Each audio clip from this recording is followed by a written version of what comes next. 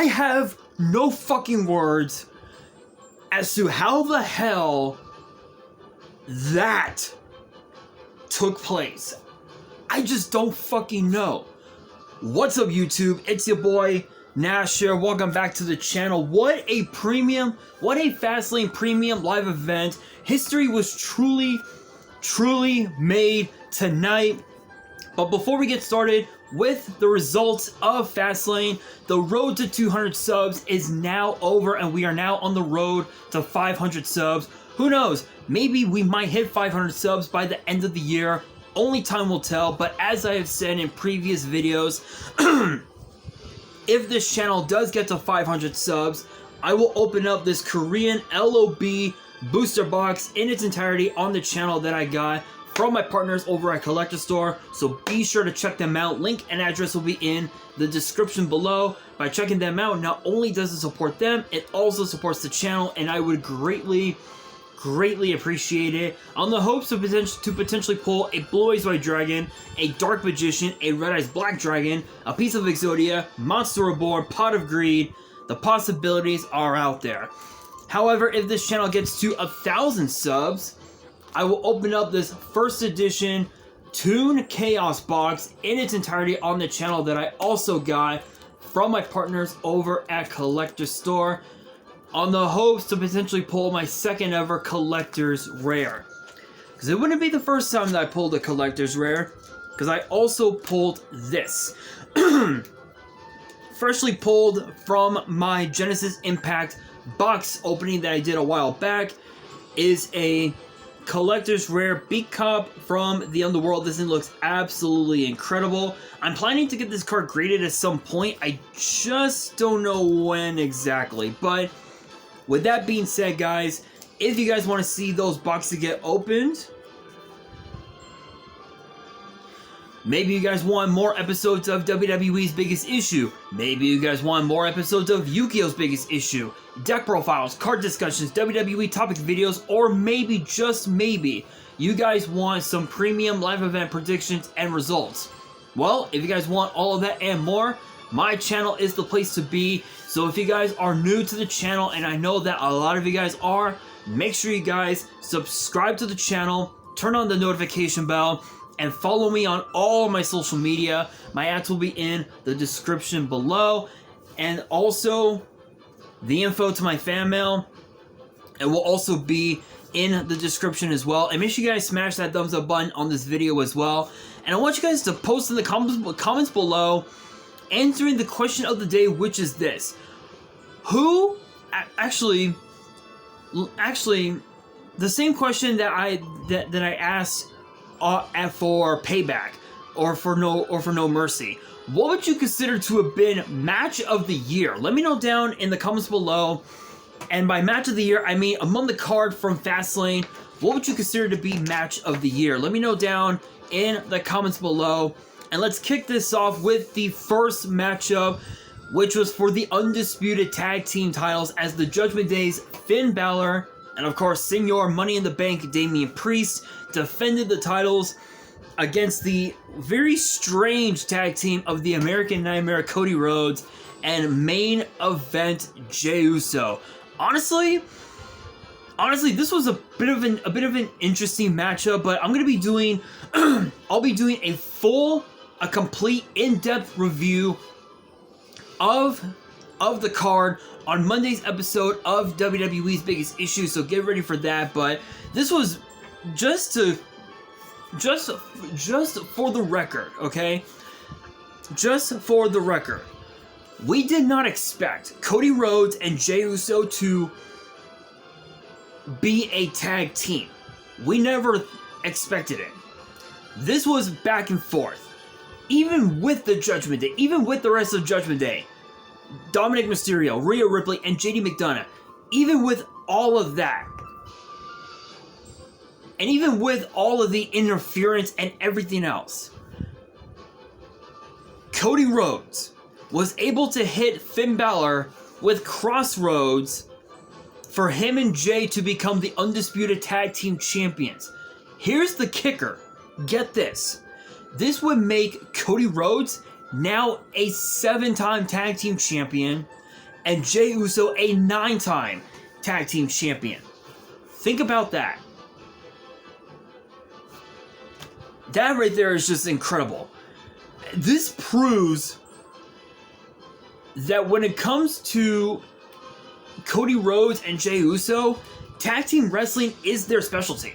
If that doesn't prove that tag team wrestling is their specialty, I don't know what is. But I will say this, that was a hell of a match, and that was literally the opening match.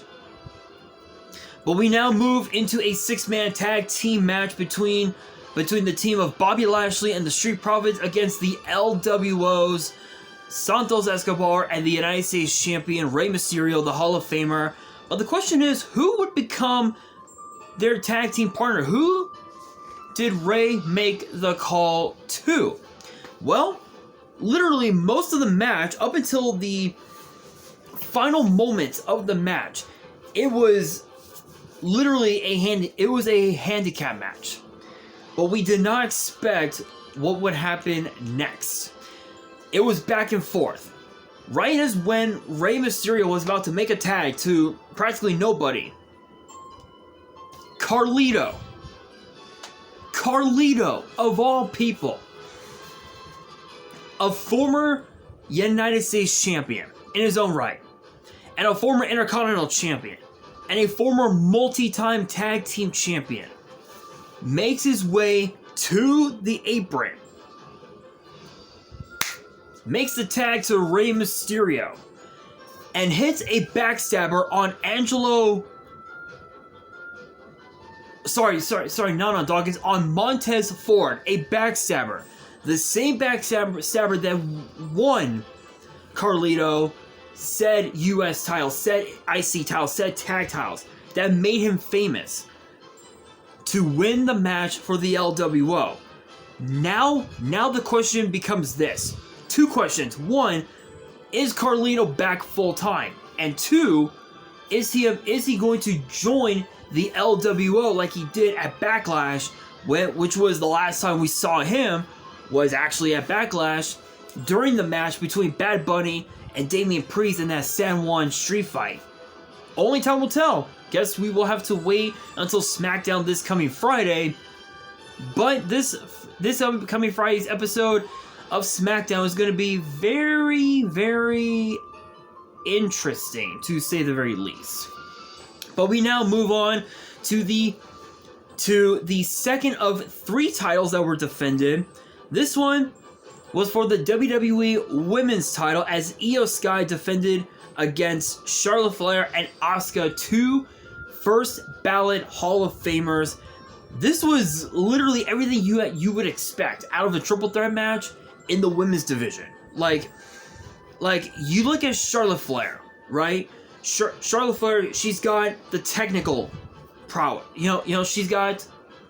She has the technical wrestling, the catch can, the submission, the high flying, the power. She has even the agility. She's basically a jack of all trades, if you will, when it comes to being in that ring. And then Asuka, you got speed, striking, and submission. And then you got Io, who is all high flying and technic catch can wrestling. 3 women who are basically the jack of all trades, if you will. And it was a back and forth match. Opening bell, missed. Asuka hit Charlotte Flair with the miss, taking her out of the equation for 5, 6, almost 10 minutes. Charlotte Flair comes back into the match, and it was all action from there. But the closing moments made all the difference. Bayley comes out, distracts the referee. Charlotte Flair had the figure 8 on Asuka, and Asuka was tapping. But the referee didn't see it. Io Sky hits over the moonsault onto Charlotte Flair, pins Flair to retain the WWE Women's title, which was the exact same way that Io Sky became the NXT Women's Champion a number of years ago. Ironically enough, who does she pin? Charlotte Flair. Ironically enough. So, honestly, I think this proves that Io Sky definitely deserves to be the women's champion, but she also needs to break away from Bayley and Dakota Kai. That is Damage Control, because the way I see it, I think Bayley is just using Io just to get close, Io just to try and earn an opportunity at the women's title at some point down the road. Will it truly happen?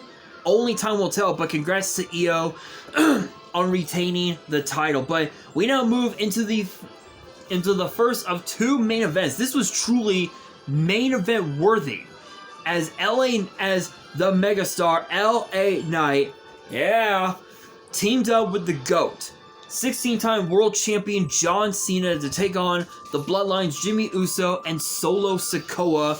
And we got to see the return of Pat McAfee, who we hadn't seen, I think, since WrestleMania. So it's been a minute. It's been a minute, but the first half of the match, it was all Bloodline, wearing down Cena. Cena finally makes the tag to LA Knight. It goes back and forth from there, and finally, the closing moments of the match, Cena was guarding the ring to ensure Solo Sikoa did not interfere, as LA Knight hit Jimmy Uso with the BFT Blunt Force Trauma to win the match for him and John Cena. And ironically enough, you would think that with how big LA Knight's ego you would think he'd stab Cena in the back. Nope.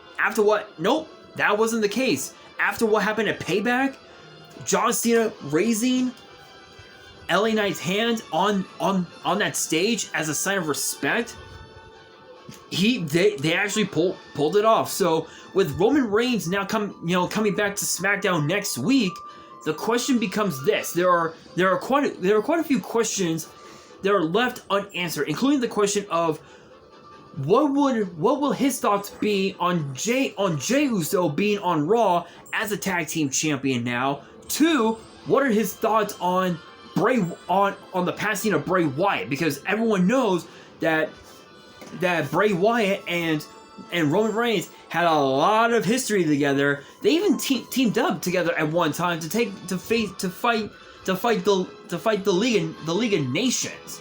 Crazy enough, if you can believe that. But also, the big question is, will Roman Reigns allow Jimmy Uso back in the Bloodline, in spite of the fact that it was Jimmy Uso who started the Bloodline Civil War, for say?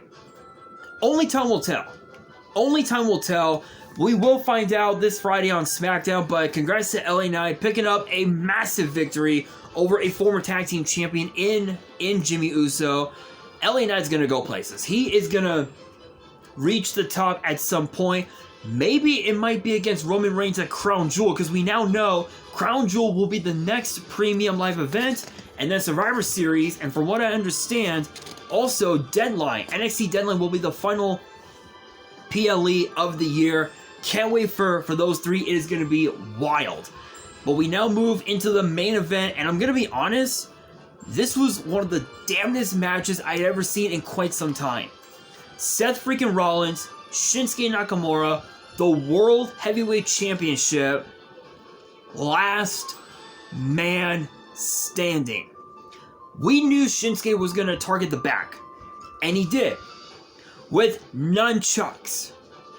When was the last time we saw nunchucks in WWE? It's been a minute. It's been a minute. So, not only did he target the injured back of Seth freaking Rollins, but Shinsuke even also hit the surgically repaired right knee of Seth freaking Rollins. Everyone knows Seth Rollins injured his right knee back in November in 2015. That was what forced him to give up the WWE title in the first place. And we figured that the knee would come back to haunt Seth after all these years, but it wasn't the case. It wasn't the case, as Seth Rollins, he fought through all the pain, but it was the final minutes of the match, and I'm telling you guys right now, it was the damnedest thing I ever saw. They were both on the ladder, excuse me, right in front of the announce table. Shinsuke hits Seth Rollins with the red mist, which put Seth freaking Rollins through the announce table. He gets up from the 10 count. They're literally within the WWE universe in Indianapolis, and it just goes on from there. A pedigree to Shinsuke, a stomp to Shinsuke, and a Falcon Arrow to Shinsuke onto literally through a table was what gave Seth Rollins the victory. Thus, he became the last man standing and retained the World Heavyweight Championship. Honestly, I'm kind of surprised with what happened in the first match. I'm surprised that Damian Priest didn't cash in Money in the Bank. But honestly, with how bad his knee was after what JD McDonough did, I think it's safe to say two things. Actually, a few things. One, both Damian Priest and Rhea Ripley are not gonna take JD McDonough lightly. They're literally gonna get pissed. They're pissed off at JD McDonough. Two, it's gonna take some time for Damian's knee to fully recover, for Balor and Priest to get a rematch for those tag team titles. And three, and not only that, it's going to take a while for Priest to potentially cash in Money in the Bank and become World Heavyweight Champion. But with Crown Jewel coming up, if Seth Rollins isn't able to defend the world title at Crown Jewel, Damian Priest could potentially cash in on Roman Reigns, which is possible. But that would ruin the business partnership, if you will, between the Bloodline and the Judgment Day. But Priest will do what he wants to do. That's on him.